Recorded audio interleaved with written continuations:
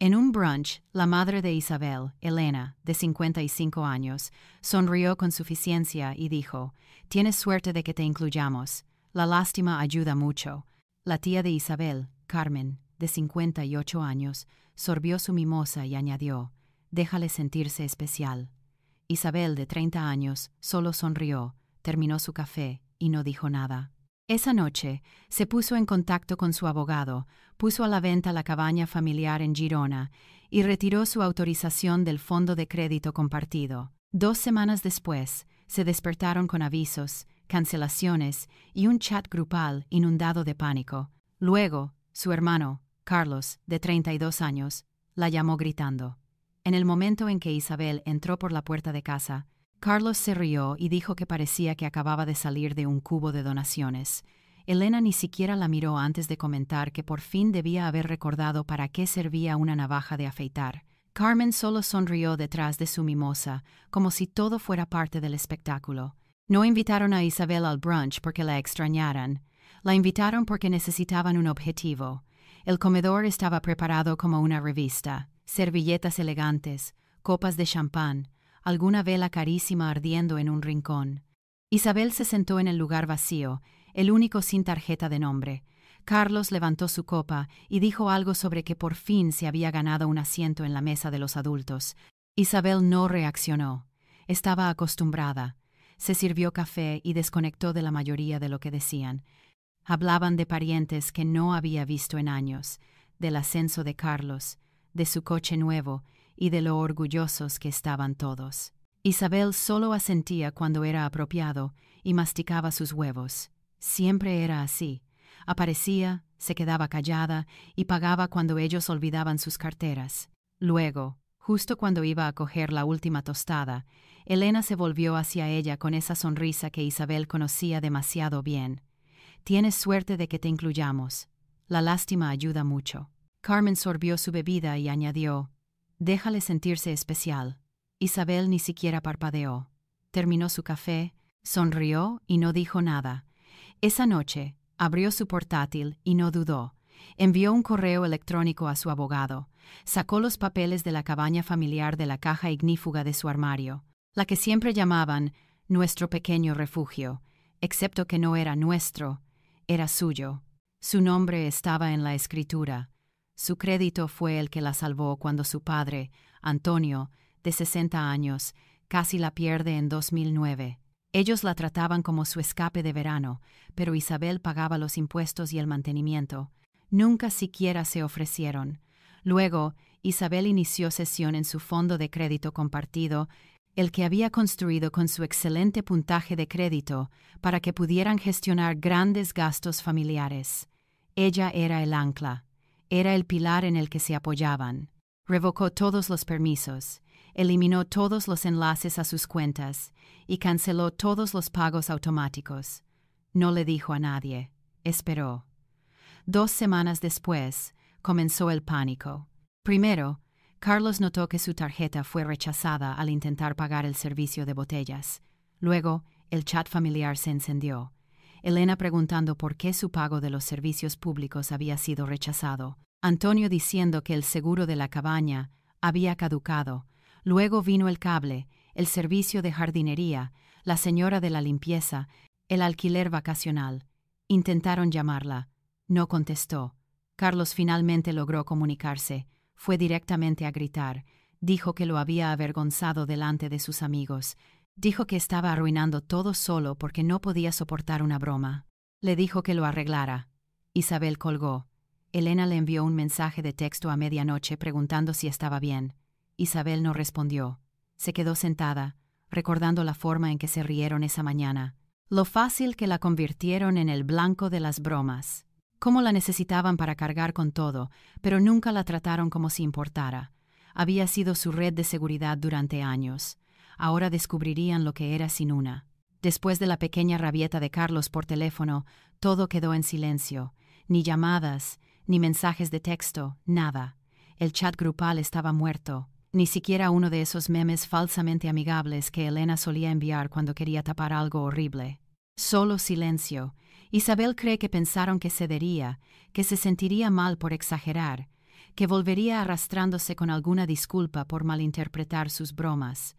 Ese era su guión habitual, pero esta vez no mordió el anzuelo. En cambio, condujo hasta la cabaña.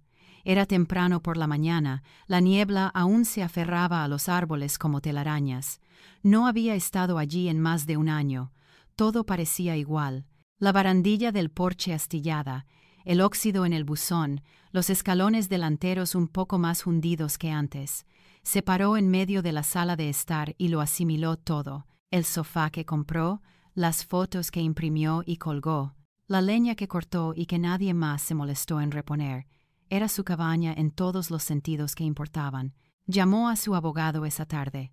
Le dijo que estaba lista para seguir adelante con la venta, discretamente, y solo a su nombre. Él dijo que no tardaría mucho. 2 días después, su padre, Antonio, apareció. No envió un mensaje de texto ni llamó antes. Simplemente llamó a la puerta como si nada hubiera pasado, como si no hubiera pasado las últimas 2 décadas tratándola como el personaje secundario de su propia familia. Sostenía un paquete de 6 cervezas y dijo que pensaba que deberían hablar. Isabel abrió la puerta, lo miró a los ojos y le dijo que estaba ocupada. Luego la cerró.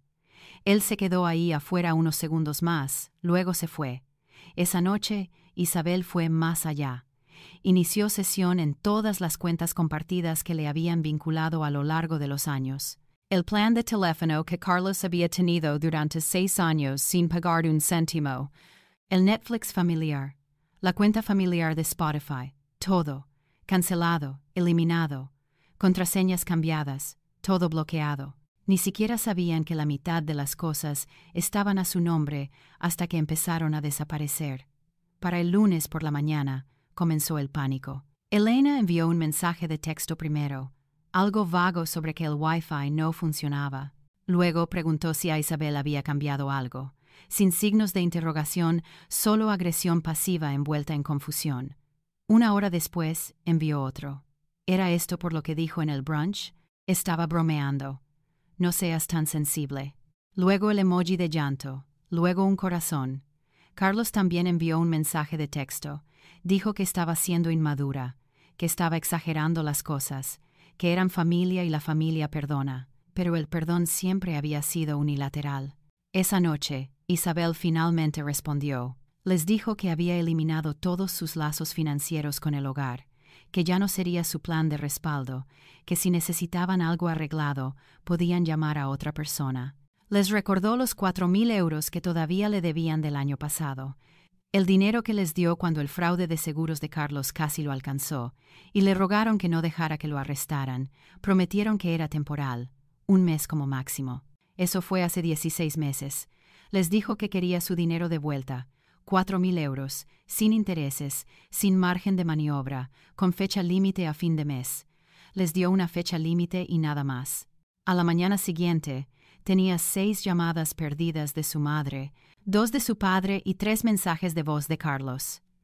Pasó de gritar a suplicar en el lapso de 2 minutos. Dijo que ya no podía salir con sus amigos porque sus tarjetas no funcionaban. Dijo que su novia estaba molesta. Dijo que esto no era justo, nada de eso importaba. El miércoles, les envió una hoja de cálculo. Tenía una línea, saldo pendiente 4.000, fecha límite 30 y 1 de julio, sin extensiones, sin discusiones, sin excepciones. Elena llamó esa noche llorando. Dijo que sentía que Isabel estaba destrozando a la familia. Dijo que nunca tuvieron la intención de herirla. Dijo que solo estaban bromeando, que Isabel siempre fue tan sensible. Isabel le recordó cómo Carlos solía bromear sobre que ella era adoptada, cómo ella solía bromear que Isabel debería haber sido abogada para que finalmente pudiera aportar algo real, cómo su padre, Antonio, una vez dijo después de un mal día de Acción de Gracias que era una pena que toda esa terapia no la hiciera menos difícil de tratar. Ninguno de ellos se había disculpado nunca, pero ahora que necesitaban algo, ahora lo sentían. Isabel no gritó, no maldijo, solo le dijo lo que debería haberles dicho hace años. No puedes tratarme como una idea de último momento y aún así esperar que aparezca cuando las cosas se desmoronen. Luego colgó. No cree haber tenido la mente más clara en su vida. Al final de la semana, se dieron cuenta de que Isabel hablaba en serio. El cambio de tono fue inmediato. Carlos dejó de gritar. Antonio dejó de fingir que no le importaba. Elena comenzó a llamar todos los días como si fueran mejores amigas. De repente, Isabel era la persona más importante de la familia de nuevo. Era patético. Llamó el martes por la mañana y dejó un mensaje de voz sobre cómo se había roto la lavadora. Dijo que no sabía cómo programar una reparación sin su ayuda. El miércoles fue la factura del agua.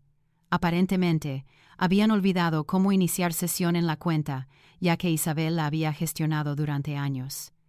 El jueves, envió una foto de Carlos de pie junto a su coche con el capó abierto.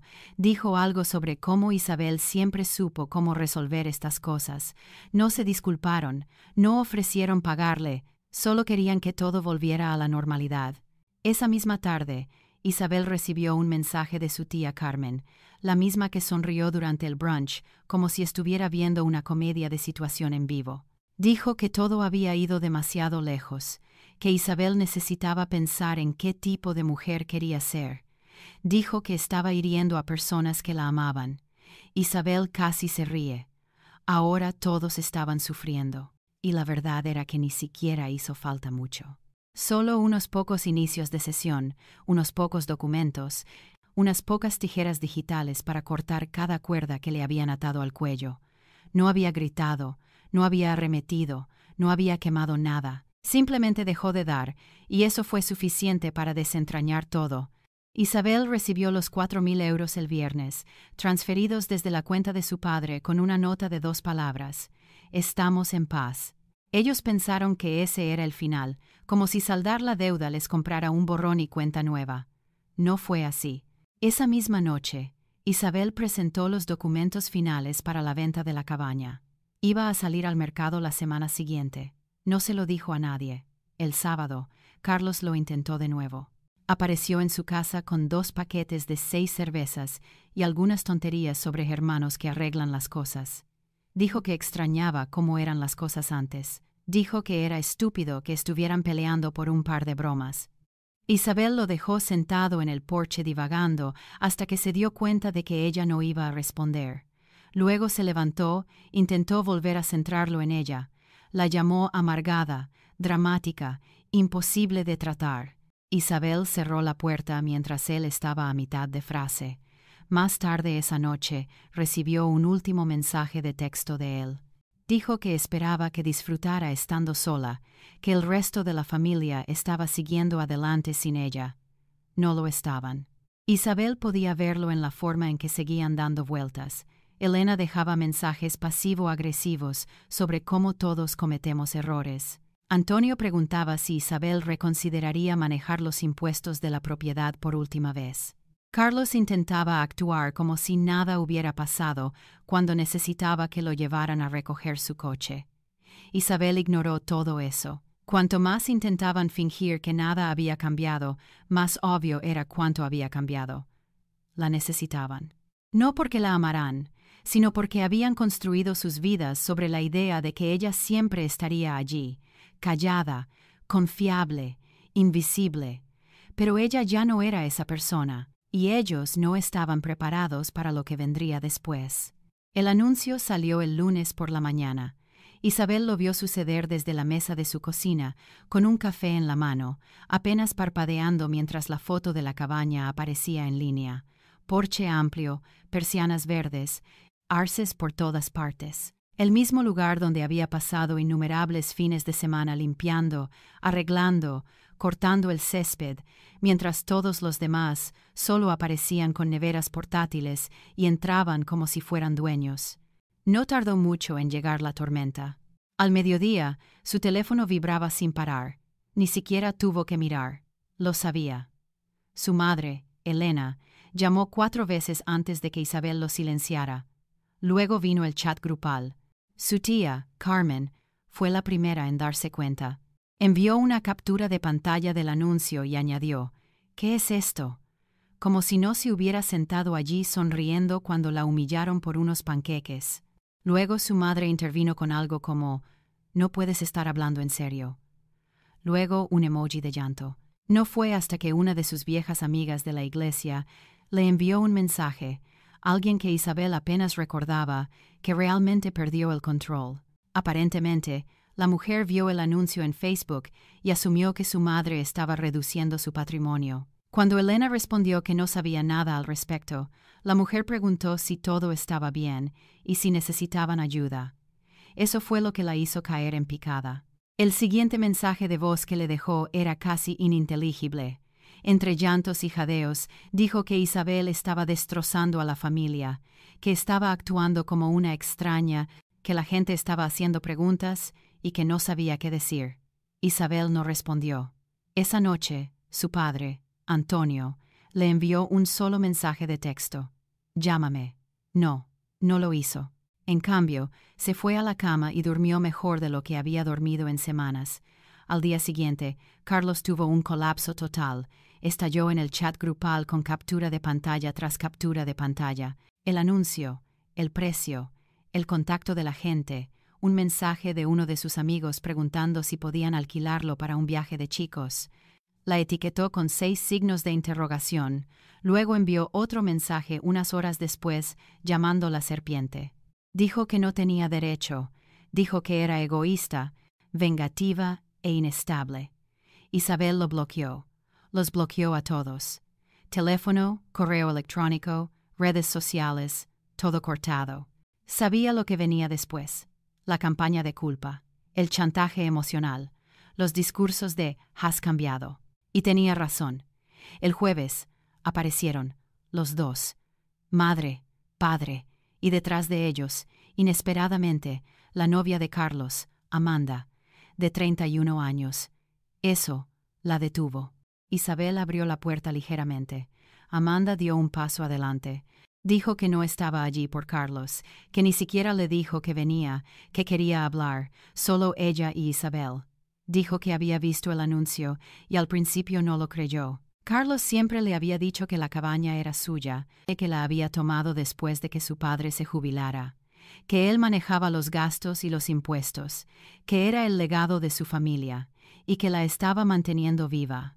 Luego, la semana anterior, estaba buscando un cargador en su escritorio y encontró la escritura original, su nombre, sus pagos, su firma.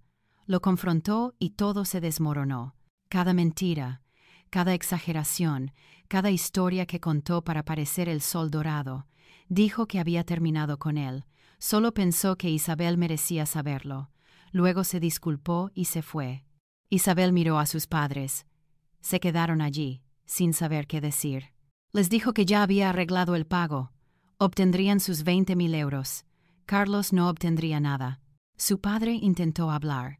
Algo sobre traición, sobre cómo cosas como esta deberían discutirse en familia. Isabel dijo que se había discutido durante años. Simplemente no estaban escuchando. Cerró la puerta. Esa noche recibió el correo electrónico de confirmación. Oferta aceptada. Venta en proceso. Cierre en 3 semanas. La cabaña se había ido así como así.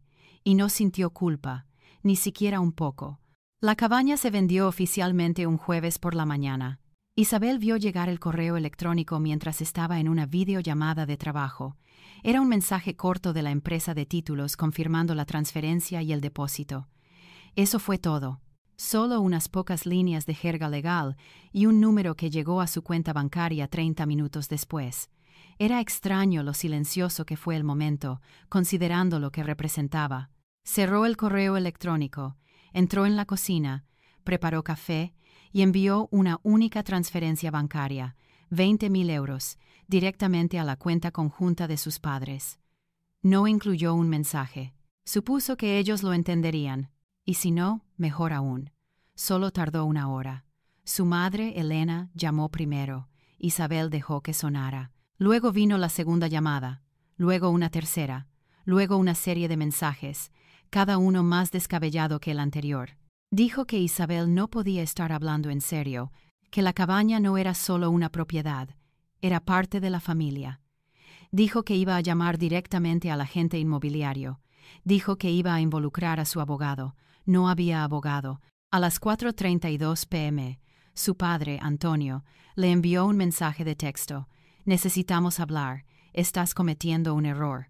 Isabel le envió una respuesta de una línea. La venta está completa. Se te ha pagado.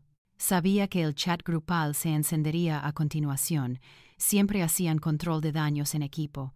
Efectivamente, a la hora de cenar, era un caos. Su tía, Carmen, intervino primero, la misma que le dijo que lo dejara sentirse especial mientras sorbía su mimosa, como si estuviera juzgando un concurso de vinos. Dijo que Isabel estaba actuando de forma exagerada, que eso no era ella, que era mejor que eso. Luego Carlos saltó, empezó con «No puedes estar hablando en serio», y de ahí se descontroló. Capturas de pantalla, mensajes de sus amigos, algo sobre cómo estaban planeando un fin de semana de esquí el próximo mes. Cómo ahora parecía un mentiroso. Dijo que Isabel lo había arruinado todo porque no podía soportar ser la persona menos exitosa en el brunch. Isabel no dijo nada. Esperó hasta la mañana y luego lanzó la última carta. Cabaña vendida, título transferido, su parte de 20.000 euros ha sido pagada.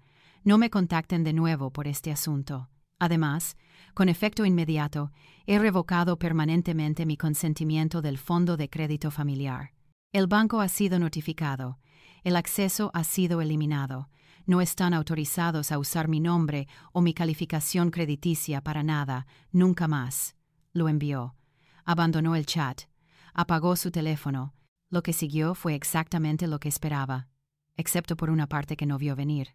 Carlos no llamó esa noche ni al día siguiente, pero el domingo por la tarde alguien tocó a su puerta. Era Carlos y tenía un aspecto terrible. Ojeras, camisa arrugada, las manos en los bolsillos como si no supiera qué hacer con ellas. No gritó, no actuó de forma falsa, solo dijo que estaba jodido. Dijo que Amanda se había ido, que no podía conseguir la aprobación para un nuevo alquiler, que todos sus amigos geniales habían dejado de responder a sus mensajes, que necesitaba su ayuda. No quería, necesitaba. Dijo que seguían siendo familia, hermanos, que tal vez no siempre se llevaban bien, pero que tenían que cuidarse mutuamente. Isabel le preguntó dónde estaba esa idea durante todos esos años que le permitió limpiar sus desastres. Él no respondió. Isabel le dijo que ya no estaba allí para limpiar nada, que él podía aprender a valerse por sí mismo o seguir cayendo, que no lo odiaba, pero que no iba a salvarlo. Luego le dijo algo que nunca antes había escuchado. No puedes tratar a la gente como basura y aún así esperar su lealtad. Él la miró fijamente durante un largo segundo. Luego asintió una sola vez y se marchó.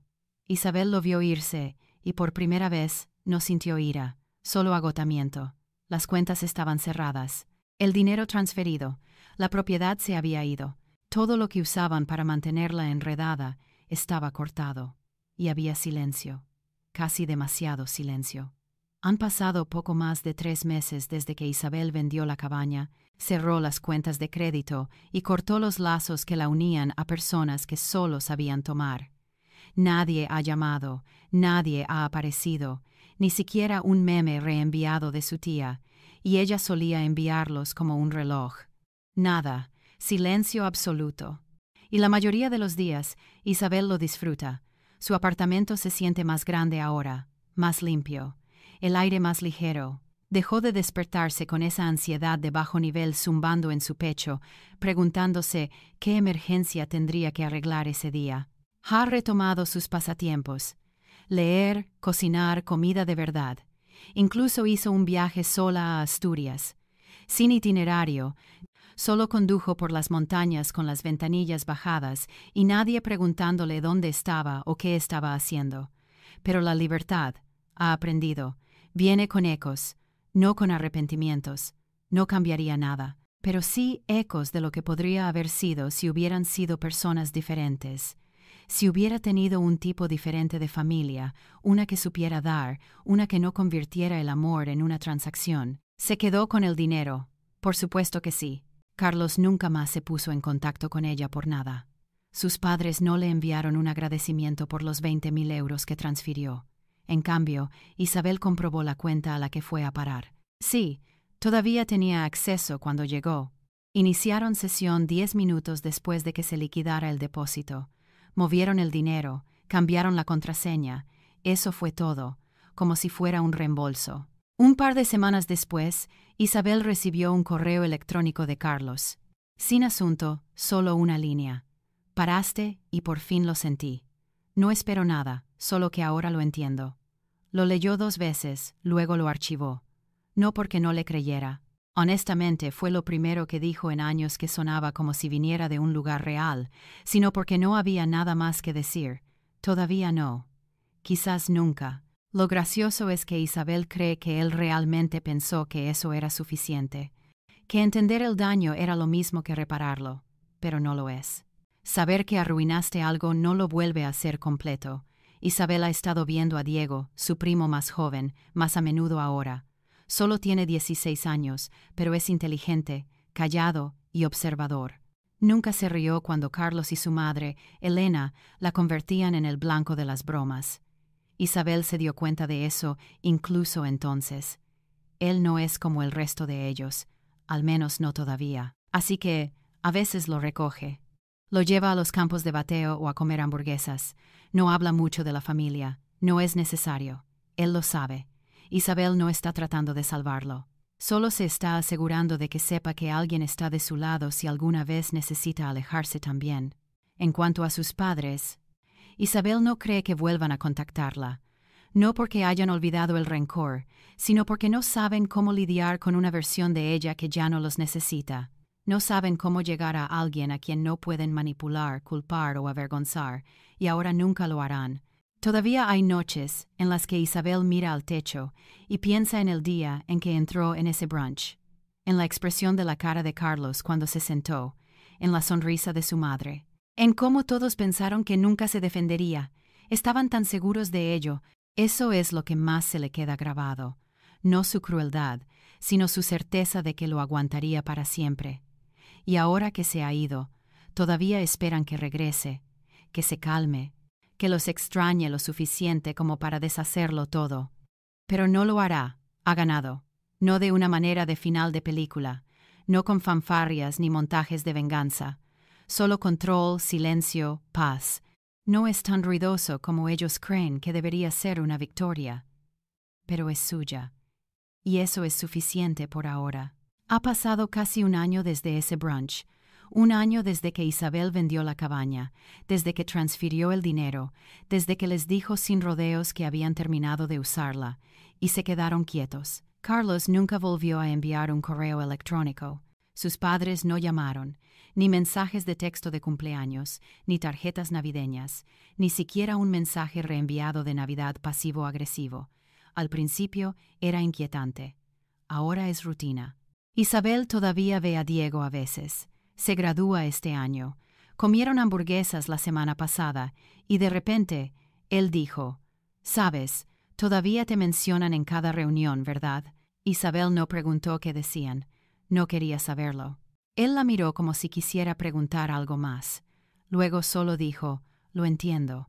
Eso fue suficiente. Isabel vive más tranquila ahora, más deliberadamente. Compró un pequeño lugar a 2 horas de Madrid. No es elegante, pero es suyo. Sin cuentas compartidas, sin préstamos con cofirma, sin que nadie le tenga nada en la cabeza. Solo espacio y aire puro y paz que tuvo que construir quemando un pedazo de su pasado. La semana pasada, sin embargo, encontró algo extraño. Una postal, sin dirección de remitente, solo una foto de un lago al atardecer. En la parte de atrás, con letra pequeña: «Deberíamos haberlo hecho mejor. Te mereces algo mejor». Sin nombre, sin firma.